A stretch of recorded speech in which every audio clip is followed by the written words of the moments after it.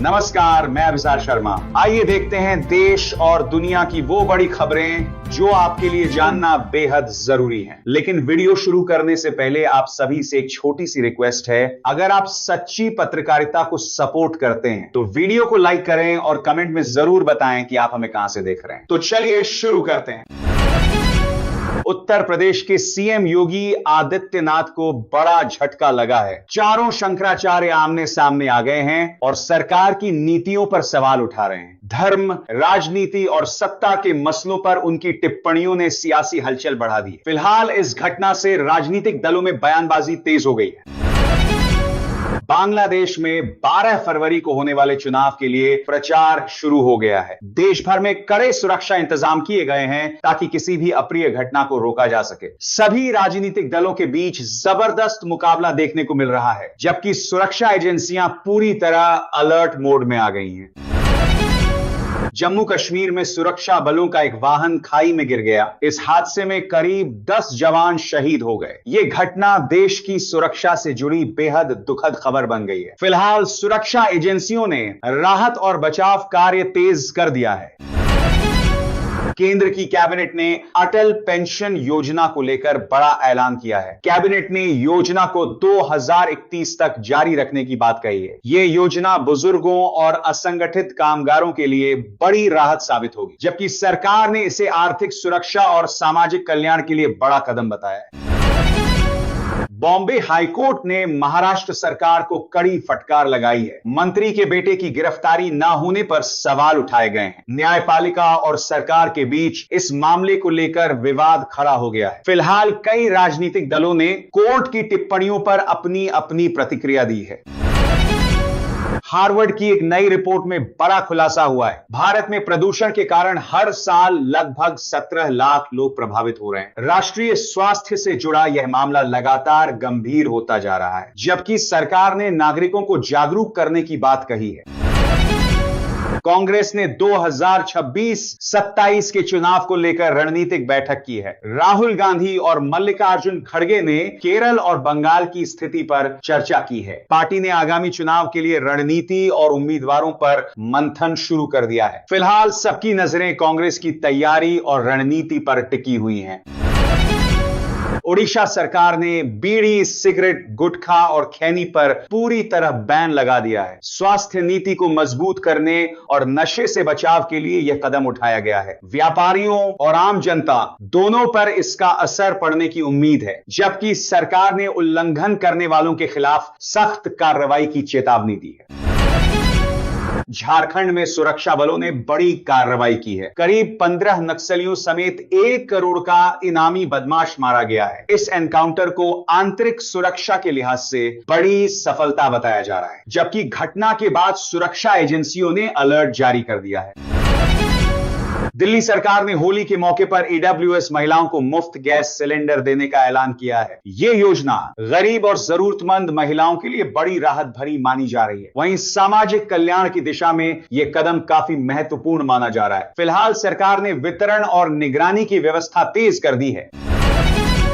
Supreme court ने SIR मामले में चुनाव आयोग को फटकार लगाई है। कई जीवित मतदाताओं के नाम कटने पर कोर्ट ने चिंता जताई है। कोर्ट ने आयोग को निर्देश दिया है कि वह जल्द ही समस्या का समाधान करे, जबकि वोट से जुड़ा यह मामला नागरिक अधिकारों पर सवाल खड़े कर रहा है। छत्तीसगढ़ में 170 किलो नकली पनीर नष्ट किया गया है। आम जनता की सेहत और स्वास्थ्य पर इसका गंभीर असर पड़ सकता था। खाद्य सुरक्षा विभाग ने लोगों को सख्त चेतावनी जारी की है, जबकि यह कार्रवाई उपभोक्ता सुरक्षा के लिहाज से काफी अहम मानी जा रही है।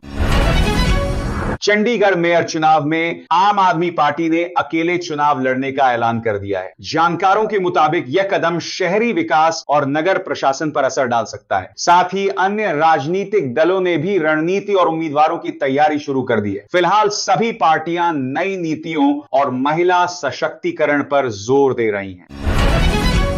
स्वास्थ्य मंत्रालय ने देश भर में बड़ी चेतावनी जारी की है। करीब 167 दवाएं क्वालिटी टेस्ट में फेल पाई गई हैं, जिससे आम जनता की दवा सुरक्षा और स्वास्थ्य पर सवाल खड़े हो गए हैं। फिलहाल सरकार ने फेल दवाओं की वापसी और जांच के आदेश दे दिया है।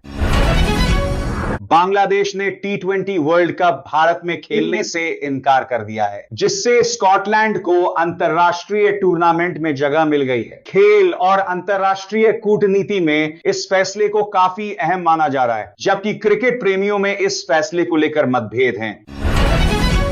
उत्तर प्रदेश के संभल में हुई हिंसा केस में नया मोड़ सामने आया है। अनुज चौधरी पर एफआईआर का आदेश देने वाले जज का ट्रांसफर कर दिया गया है, जिससे न्याय व्यवस्था और राजनीतिक जिम्मेदारी पर सवाल खड़े हो गए। फिलहाल अब सभी की नजरें जांच और कार्रवाई पर टिकी हुई हैं। सरकार ने जनगणना 2027 की तैयारी शुरू कर दी है। सभी राज्यों में टाइमलाइन तय की गई है और अधिकारियों को जिम्मेदारी दी गई है। इसे देश की सबसे बड़ी प्रशासनिक प्रक्रिया माना जा रहा है, जबकि जनगणना से आने वाले आंकड़े नीति और योजनाओं में अहम भूमिका निभाएंगे।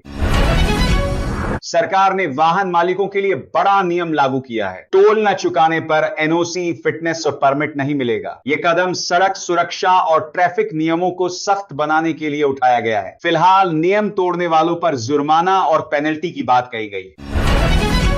पश्चिम बंगाल में फाइनल वोटर लिस्ट तैयार की जा रही है। चुनाव आयोग ने वोटर लिस्ट जारी करने की तारीख में बदलाव के संकेत दिए हैं, जिससे चुनावी हलचल और राजनीतिक रणनीति पर चर्चा तेज हो गई है, जबकि जानकार इसे लोकतंत्र की पारदर्शिता के लिए अहम कदम बता रहे हैं।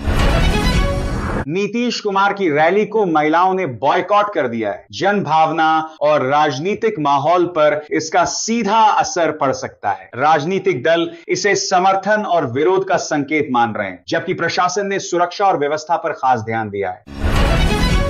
पंजाब सरकार ने हेल्थ योजना पर बड़ा ऐलान किया है। गरीबों को लगभग 10 लाख रुपए तक का फ्री इलाज देने की बात कही गई है। सरकारी अस्पतालों और प्राइवेट पार्टनर्स को इसके लिए तैयार किया जा रहा है। फिलहाल लोगों में इस योजना को लेकर उत्साह और उम्मीद दिख रही है। सुकन्या समृद्धि योजना को आज पूरे 11 साल पूरे हो गए हैं। बेटियों के भविष्य और शिक्षा के लिए यह योजना काफी महत्वपूर्ण है। सरकार ने परिवारों और स्कूलों को योजना की जानकारी देने के लिए अभियान चलाया है, जबकि आर्थिक और सामाजिक सुरक्षा की दृष्टि से यह योजना काफी अहम मानी जा रही है। बजट से पहले सरकार ने 27 जनवरी को सर्वदलीय बैठक आयोजित की है। सरकार चाहती है कि बजट सत्र बिना किसी रुकावट के चले। इसके लिए पार्टी नेताओं से सहयोग और समर्थन की अपील की गई है। फिलहाल इस बैठक से आगामी बजट सत्र पर असर पड़ने की उम्मीद है। सुप्रीम कोर्ट ने धार भोजशाला केस में बड़ा आदेश दिया है। कोर्ट ने कहा है कि धार्मिक मामलों में बिना ठोस सबूत के हस्तक्षेप नहीं किया जा सकता। यह मामला ऐतिहासिक और कानूनी दृष्टिकोण से काफी अहम माना जा रहा है, जबकि लोक प्रशासन और राजनीतिक हलकों में इसे लेकर चर्चा तेज हो गई है। महाराष्ट्र में महिला मेयर आरक्षण लागू कर दिया गया है। यह कदम महिला सशक्तिकरण और स्थानीय राजनीति में बड़ा बदलाव लाएगा। महिला नेताओं और आम जनता ने इसे सकारात्मक कदम बताया है। फिलहाल इस फैसले से महिला प्रतिनिधित्व बढ़ने की उम्मीद जताई जा रही है। बीएसपी ने मिशन 2027 का रोड मैप तैयार कर लिया है। आकाश आनंद यूपी में रोड शो कर पार्टी की रणनीति को धार दे रहे हैं। यह मिशन अगले चुनाव में पार्टी की स्थिति मजबूत करने का संकेत देता है, जबकि राजनीतिक जानकारों का मानना है कि इससे बीएसपी की सक्रियता बढ़ेगी।